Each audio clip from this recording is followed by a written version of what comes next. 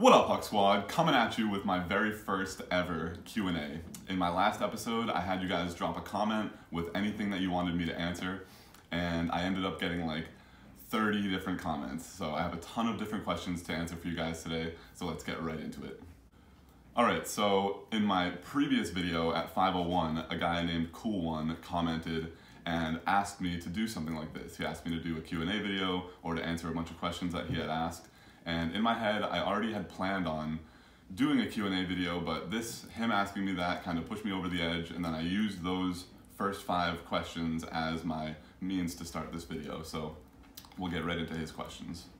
Okay, so he asks, do you have a ratings goal for 2019? Not really. I'm 969 rated right now. I didn't really have a ratings goal heading into last season.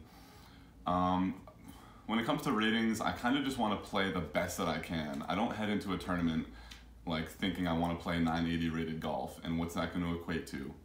And what do I need to shoot under par to hit that 980 rating to make sure that I get my rating right? Honestly, I really don't care. I want to play as good as I can. I know that after I finish a round, if I played good, if I putt well, if I stayed in the fairways, if I shot a couple under par, if it's a hard course and I shot under par, I'll feel really good about it. So I don't really try to compare my rating before rounds or anything like that. I just try to go out there and play the best that I can. Of course, I'm 1 point under 970. I would like to push myself over 970 this coming season and beyond, but I don't really have a goal on a rating that I want to hit. Maybe that's something that I should change, but I just want to play the best disc golf that I can, compete with a bunch of good guys, and have a ton of fun in the pro scene.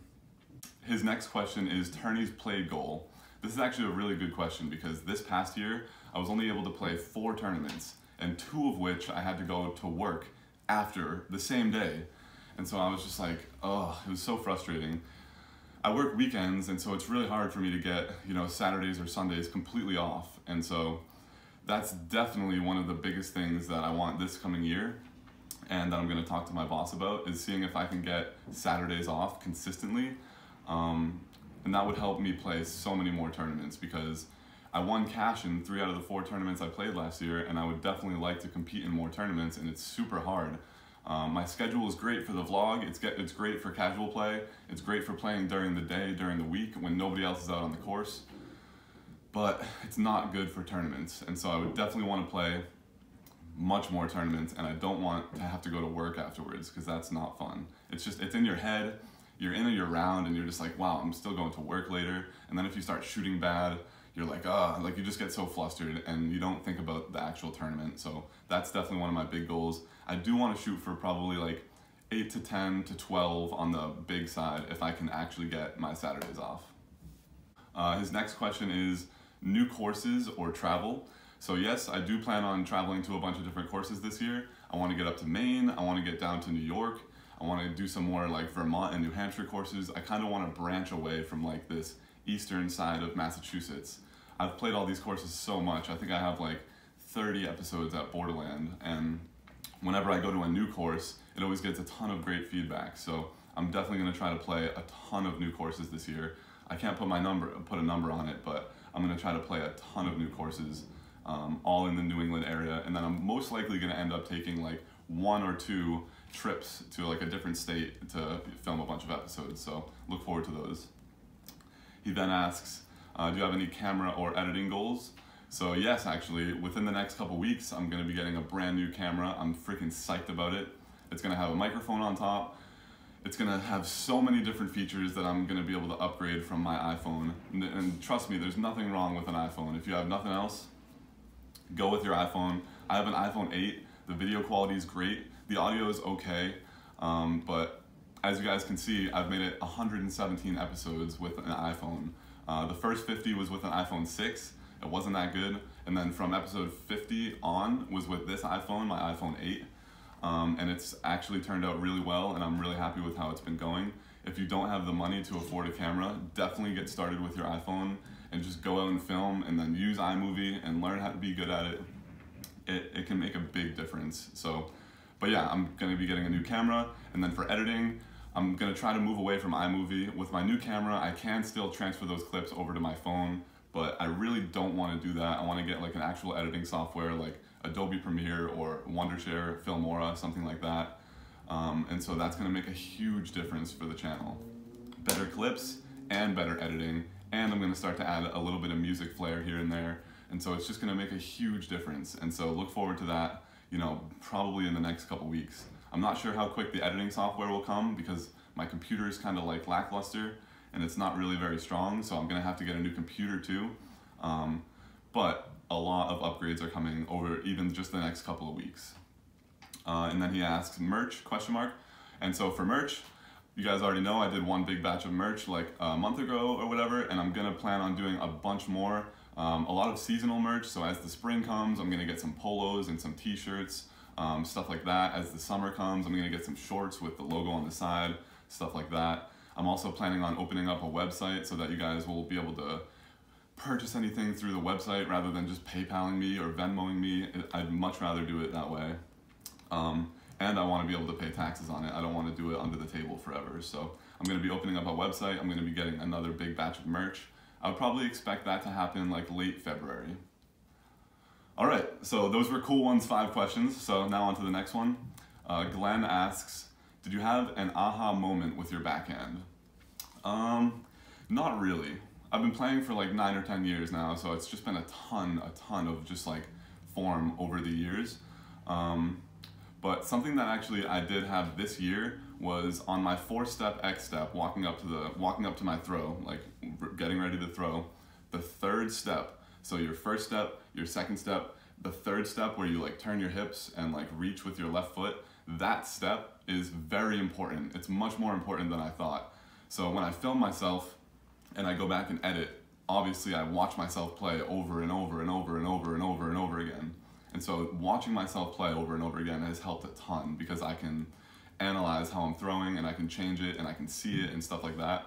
And I was noticing that my 3rd step on my backhand X step was kind of just like hardly going past my 2nd step. And so consciously, I started really taking like a huge 3rd step, turning my hips and really like reaching that left foot way more.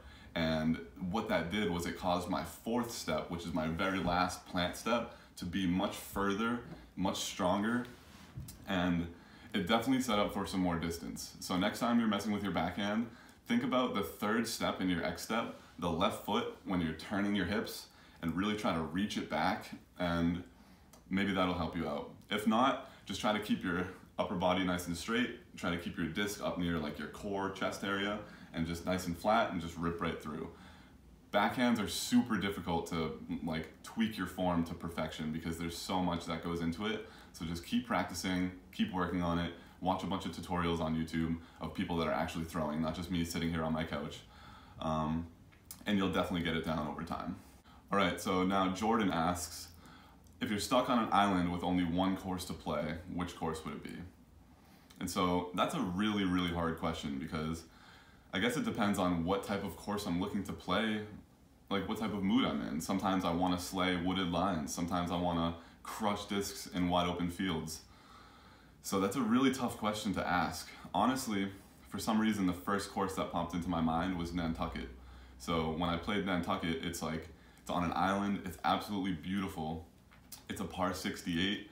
The fairways are perfectly manicured. It's like, it has that golf course feel, but it's in the woods. Like I said, it's a par 68, so there's 14 strokes above pro par that you can work with. There's a ton of par 5s. It's a beautiful course. It's probably the most well-maintained course I've ever played. When I played the Cobblestone Cup there last summer, it blew me away on like how beautiful the course was. Fairways were perfect. There's no out of bounds, but as soon as you get off the fairway, the shrubs are thick and like above my waist, so it's like, it feels like you're out of bounds. And so your question is if you're stuck on an island with only one course, so I guess stick me on Nantucket Island and I'm gonna vacation there forever and play on a beautiful course. So that would be my answer to that question. Marinera asks, down to play with Chris and I soon? And then he leaves in parentheses his name, and I know who he is. And of course I'm down to play with you guys soon. I'm just super busy and it's super hard to get around with you guys, but of course, the time will come real soon. Tim asks, what or who got you started in disc golf? It's kind of a tough question, Back when I was like 15, 16, and I was in high school, my older brother kind of played really casually, and he had me come out to Borderland with him to play. He gave me one disc. I think it was like a Star Wraith, and it was my very first disc, and I had it for a long time, and it was black, it was beautiful, and honestly, I didn't even really like disc golf that much at first, and I was really, really, really bad, like shooting 8s and 7s on the white to white holes at Borderland, and like I found some of my old scorecards when I was like moving into this apartment, and some of them I was in like the 70s and 80s for score, and we didn't even finish like holes 16, 17, 18. Like some of the scorecards that I dug up blew my mind. Like the fact that we even still kept score when we were shooting like 7s and 8s on par 3s on white to white at Borderland. It's like we were just out there having a blast and just like recording our score still, probably throwing like freaking 80 feet on a huge hyzer with a max distance just like driver, not even knowing what we were doing. And so when I first got started, I would take overstable drivers, and I flicked a lot, and I would flick them on like forced annies to get distance. And that's how I got a lot of distance to start. It probably took me like 4 or 5 years to even learn how to throw a backhand to go to the right. I remember walking into Marshall Street, actually no, it was the Maple Hill store on spot at Maple Hill. And I walked in and I was like, what discs do you have that will go right on a backhand? And the guy looked at me like, well, that's kind of like a skill thing, and you know, there are discs that are called understable, which are more likely to go to the right on a backhand. And so I didn't even know like what, I was like 4 or 5 years in and I still didn't know what understable meant. So I don't even remember what my first understable disc was that I started like turning over to the right.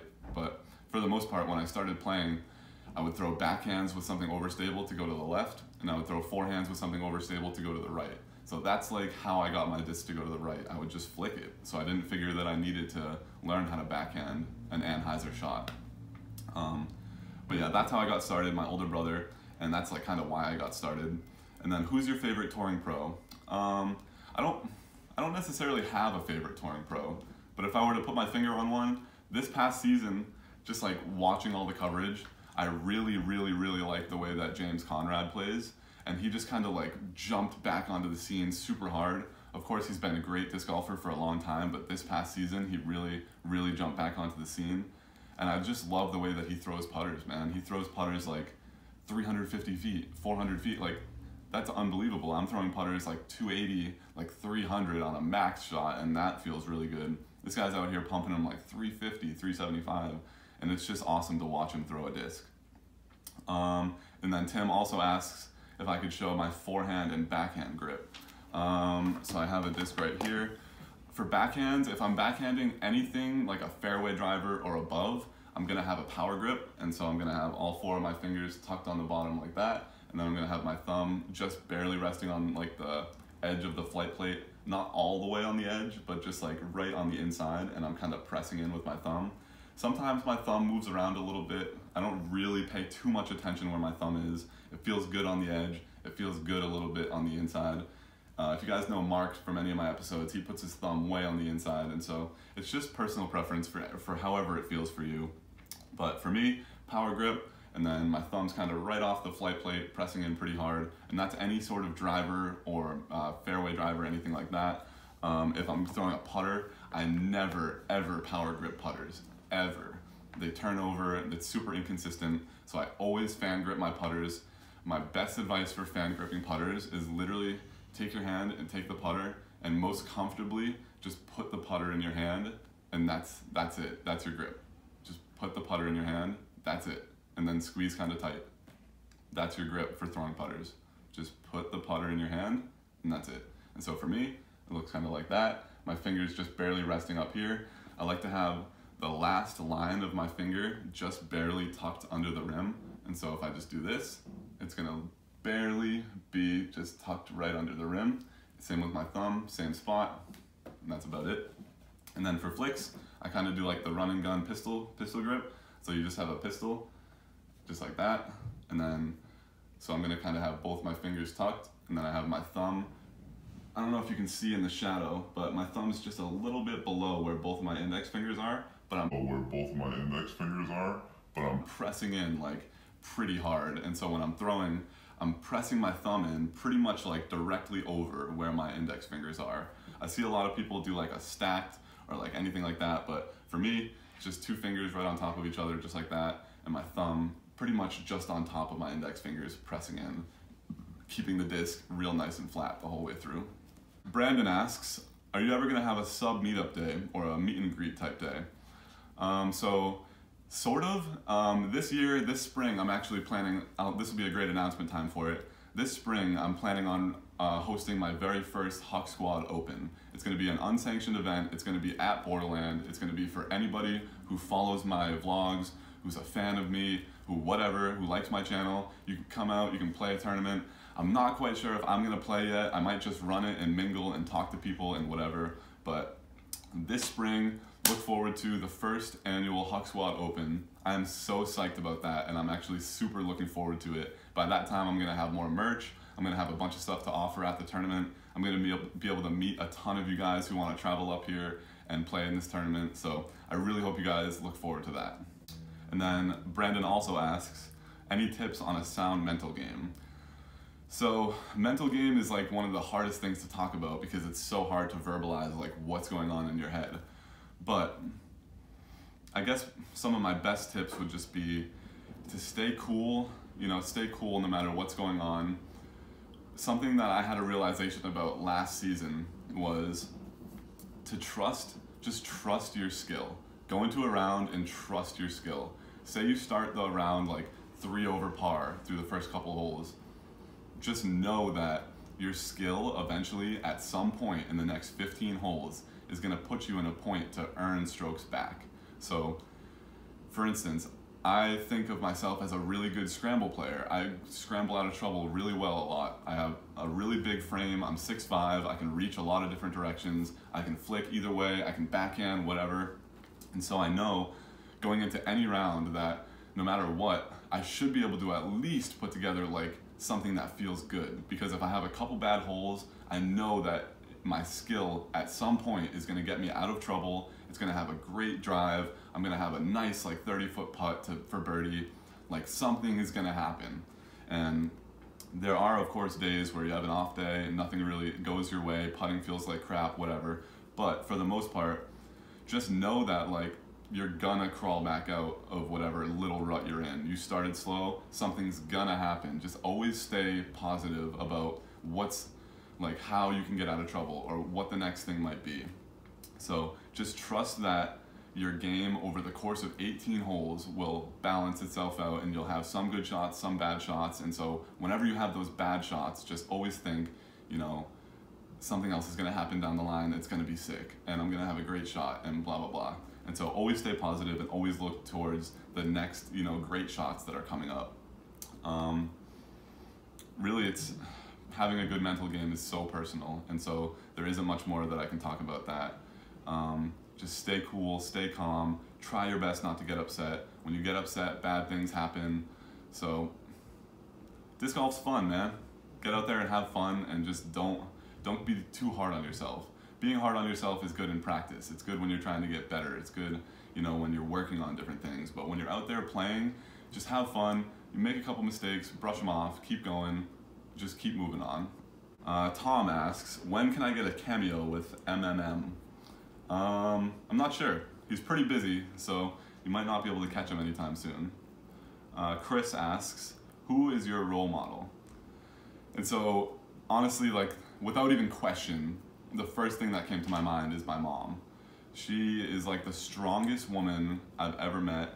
She's taught me so much about how to love people and how to care for people and how to be selfless and just so many of the things, so many of the qualities that I attribute with myself.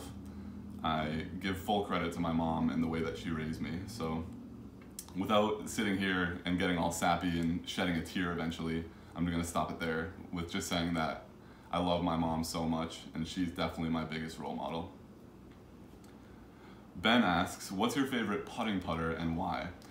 So over the past 5 years, I think I've only used 2 different putters. So I used a KC Pro AVR for the longest time. They were really stiff, they were great, I love the feel in my hand.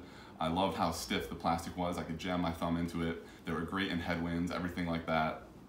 But what I found was they were really stiff when it got cold, and so you would hit a nice putt and it would just bounce right back out of the basket, especially chain stars. And then they also got really slippery when they were wet. So the way that the plastic was, if it was raining, the plastic would just be so slippery, like you couldn't hold it like at all. And so I wanted to make a change, and then a little while ago, this past summer, I changed over to the D-Line P2, and it has that AVR feel, that nice round edge, that, you know, the KC AVR has a bead, this one doesn't have a bead, so I kind of did like that at first. It was nice and smooth.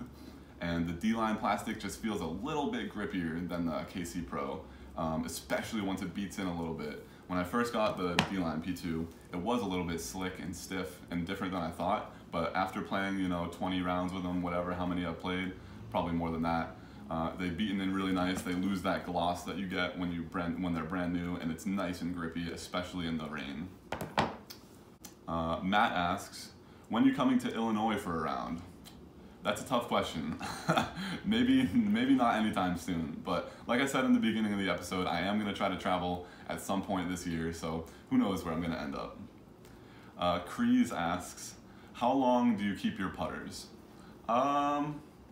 So with my old KC Pro AVRs, I had my main pair for like 2 years before I made a change, and really the biggest moment you should make a change is when you're putting, either practice putting or in a round, and you start to notice that your disc isn't fading into the basket.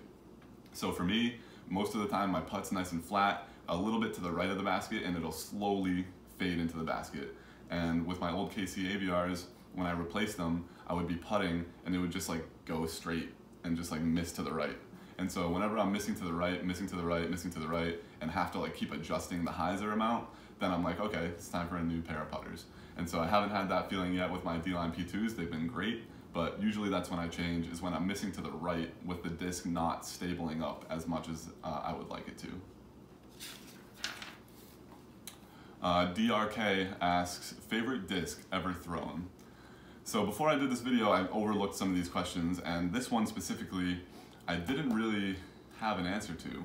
So the first thing that comes to my mind is my very first Ace disc, which was a C-Line PDX, and it's like an orange disc, and I throw it in a bunch of my episodes between like 80 to 100, something like that. And it was great. It was an amazing flick disc. It was perfect. It was money. It was awesome, and I got my first ace with it, and I lost it at Maple Hill on hole 8. We were on the red tee pad, and we were playing with like a couple discs, and it was raining, and I didn't bring my bag, I didn't bring anything, I just brought a couple discs. We were playing reds, so I was like, okay, I'll bring my ace disc. There's no way I'm gonna lose it. And I didn't bring anything, so I didn't have a towel to wipe my discs off, so my discs were all dirty by the time we got to hole 8.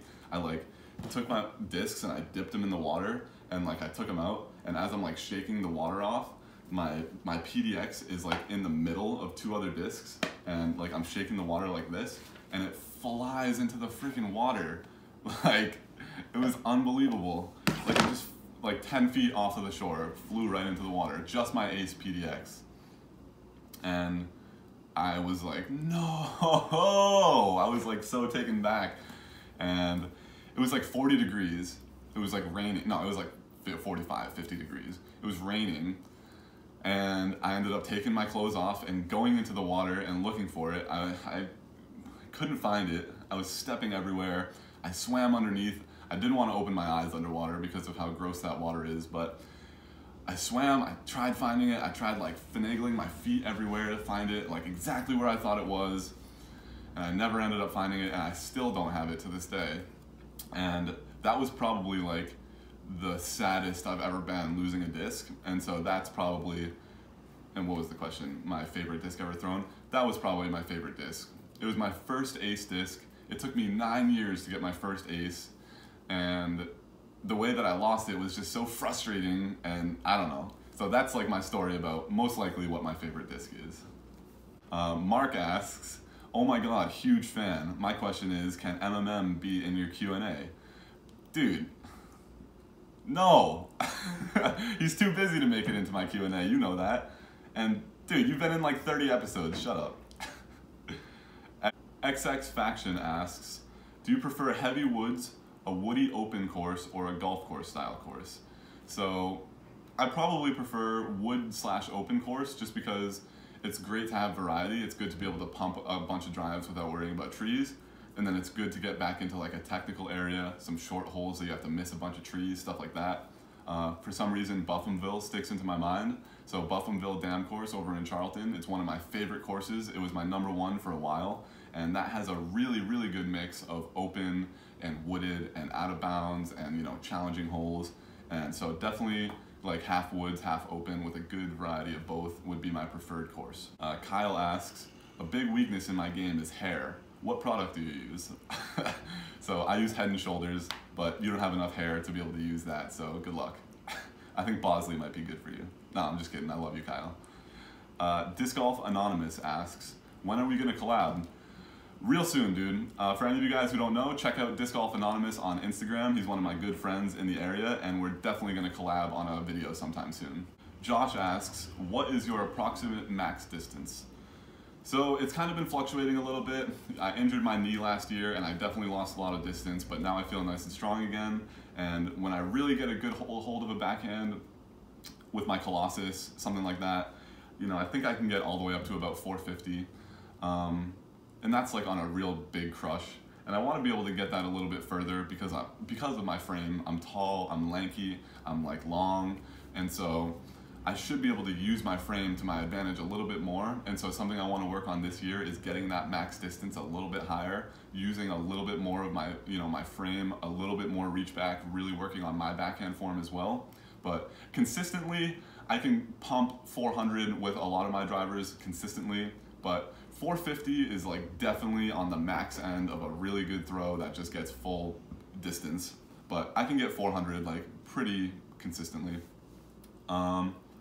And then for flicks, he didn't ask for flicks, but I can get a backhand and a flick, both of them to about 400 really consistently. Hole 2 at Borderland, white to white. On the sign it says I think 430 or 440, and it's just a tiny bit uphill towards the end. So it probably plays close to like 440. And so sometimes I use that as a gauge of how my distance is. So there are times that I've parked it right underneath, but for the most part, I'll usually come up like 20 or 30 short. I think a couple times I've outdriven it just by a couple feet. Sometimes I'll be like pin high on the left. And so that's kind of what I use for gauge on my distance, if it's even accurate on the T sign, which I'm assuming it is. But right around 400 consistently with a backhand and a flick, just on a full power flick, and then 450 on like a mash on something that I can get to flip up and really get full distance on. Seth asks, don't you know not to use a metal fork on a non-stick pan? And he's referring to my intro in yesterday's episode where I made those eggs. And nah, dude, I like to eat Teflon for breakfast. No, honestly, I didn't really think much of it. I just grabbed the fork and I was just, I don't know. Sorry, dude. Sorry, Seth. Jeez. Eric asks, what's the tip to having a flat putt? So I guess my best advice, and my putt isn't even super flat. It does have a little bit of hyzer on it. But if you look at like my 501 episode a couple days ago, or any of my episodes that I putt bad, I hyzer a lot. And so whenever my putting's really good, I'm like lasering it like directly at the basket, and it like I'm not even thinking anything else other than just like right at the basket. But when I'm like in a weird funk, I try to like not miss and like not have the disc go super far when you miss. And so I'll like hyzer it. And so if I miss, it won't go super far. That's like totally the wrong way to think about putting. And so back to answer your question, how to keep a flat putt. When you bring the putter down to like your waist or your like right hip, wherever you bring it to, focus. So from, I don't know how it will look from your angle, it'll be the right side, but you want to keep the left edge flat. And so a lot of the time when I'm coming down, like I'll be coming down from my putt and I'll be on a hyzer. And so I'll need to like think to come down like flat. So come straight into your chest and then straight out, rather than coming down with a hyzer and then out with a hyzer. And so that's a really good tip, is to keep the left plate of the putter flat. Or even like if you're coming out with a lot of hyzer, just over accentuate it and even go like a tiny bit of anhyzer, and that'll be really flat for you. And then if it's kind of like a more stable putter, it'll stable itself out like halfway through the putt. So that's definitely a tip on how to keep your putt flat. Keep the left side of the putter nice and flat, come straight to your waist. Sometimes I like to come to my right hip, so I'll come straight to my right hip and then blast straight out.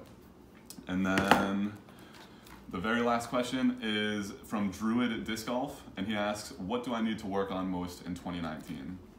And so talking about my game, a couple different things I want to work on in 2019, and I did want to work on in 2018, this one, but I didn't really do it too much, is learning how to flick round edge putters. I can flick my harp really well, but I can't flick round edge putters. They turn over, they're wobbly, so I need to do a better job learning how to flick round edge putters for those short touch up shots that I don't want to have to force my harp on an ante or worry about my harp stabling out if I just like baby it, you know what I mean? So flicking round edge putters is a huge priority for me.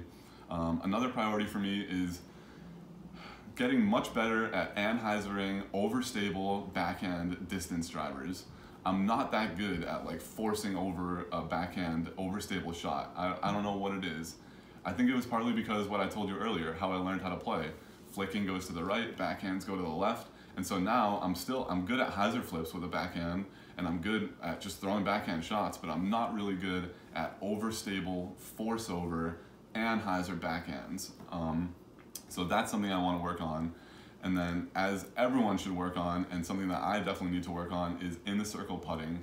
And so being super consistent with my practice routines. Over the past couple days, it just keeps reiterizing to me how important it is to get out there and putt. Because just yesterday I got out and did a practice round where I was putting a lot, and it felt so much better than 2 days ago when I played at 501 and my putting was garbage because I hadn't been practicing. I hadn't even gotten out and played in like a week and a half.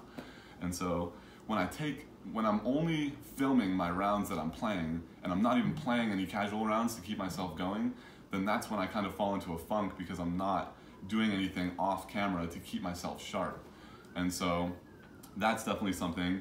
And if I want to compete as a pro this summer, I know I'm like 970 rated, whatever, but like locally, if I want to compete as a pro, I need to do the things that pros do to get better. And that's practice when you don't want to practice. That's get out there and putt. Sorry if you can hear the sirens right now, but it's getting out there and putt. It's getting out there and just doing the things that, you know, professional disc golfers do. You can't want to get out there and win money and hit the podium and do all these things without putting in the work that those guys are putting in. You can't just call yourself an MPO player and move up from M1 and just like do the same things you've ever been doing and like get better. Like you need to change things. So I need to get better at putting. I need to get more sound in all areas of my game, just consistency wise. Golf is a game of consistency, and so is disc golf. So just get out there, work on your form, practice a bunch. I know I need to, everyone needs to, and yeah, that's the wrap up of this video. And I guess those sirens came at a perfect time. But hope you guys enjoyed today's Q&A. I had a ton of fun answering these questions. If you guys want to do something like this again, drop a like, drop a comment saying how you enjoyed it, what you liked the most, anything like that. But I really hope you guys enjoyed this episode. It was a ton of fun. I really enjoyed it. So see you guys soon. What up, Huck Squad? If you made it this far in the episode, that means that you really, really care about my videos and you really like to support me. So by doing that, I would love for you to click that subscribe button. If you're on your phone, it's gonna be right below the video. If you're on the computer, you can hit this button right here. If you wanna watch any of my other videos or you wanna watch the beginning of my daily disc golf playlist, you can click right here. I would really, really, really appreciate it. I love all you guys. Thank you so much.